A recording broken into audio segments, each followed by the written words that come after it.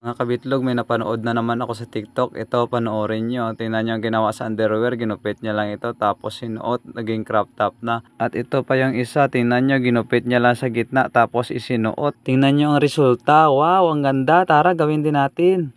Pagkatapos ko nga itong mapanood, kinuha ko na kaagad ang aking lagayan ng underwear. At pagkatapos, naghanap na ako ng mga underwear na hindi ko na sinusuot. At para mapakinabangan na rin. At yun, nakahanap na nga ako. Tara, samahan niyo ako, gawin din natin. Ito na nga mga kabitlog ang gagamitin natin. No? Ito na yung gunting, saka brief. Subukan natin kung maganda ba siya. Tara, gawin natin itong gunting at saka ito yung dalawang brief. Unahin muna natin yung ginawa niyang una rin.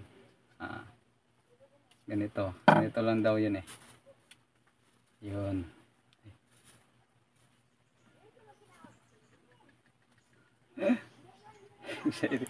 Excited na ako dito Obra kaya to. Kagana kaya to. To, saktong-sakto to kapag wala kayong pambili ng regalo sa asawa nyo. Tapos may mga luma kayong brief. Ito gagawin nyo pag umubra. Lupitin natin. Parang mapurol ng gunting ko Purol Tapos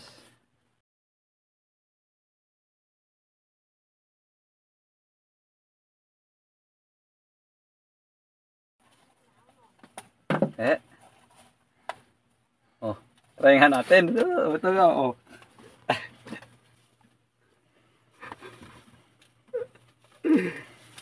Ano ba to?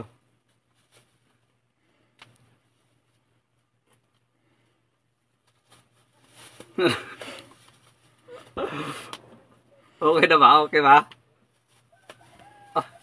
Okay. Okay ba? Okay. Tingnan yung salamin. Wala, maganda nga talaga siya Bagay. Wow, di ba? May mga lumang brief kayo diyan. Ganito yung gagawin nyo. Sakto to pag nagtitipid kayo, wala kayong pangregalo kay Mrs. Ngayong darating na Pasko, wala kayong pangregalo kay Mrs. Pwede nyo gawin ito. Sa mga nagtitipid diyan na mga mister, ito yung magandang pangregalo sa asawa nyo. Ito pa yung isa mga kabitlog ito, gawin natin. Ginupit na lang dito sa gitna yun eh. Mas maganda yung isa, sana ito mas maganda. Roll yung gunting ko Tama na siguro yan. Tama na, baka masubrahan.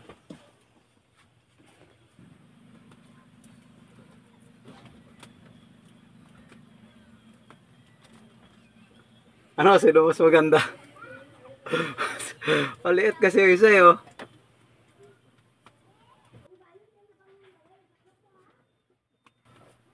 Yun. Ito. Tingnan natin sa salamin.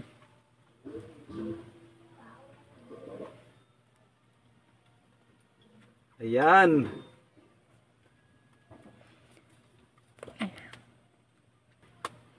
Yan na. Ito na.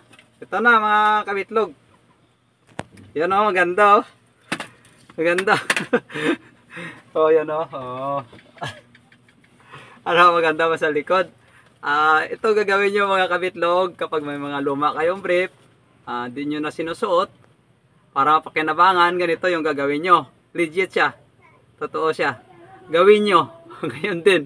Para malaman nyo rin. At saka pwede na rin pa-regalo sa asawa nyo. Siyempre sa walang-wala talaga yan, walang pera. Tapos para ma-appreciate na asawa nyo, ito yung gagawin nyo. Yan, hanggang dito na lang mga kabitlog. Ayos. Kayo na lang humusga kung maganda.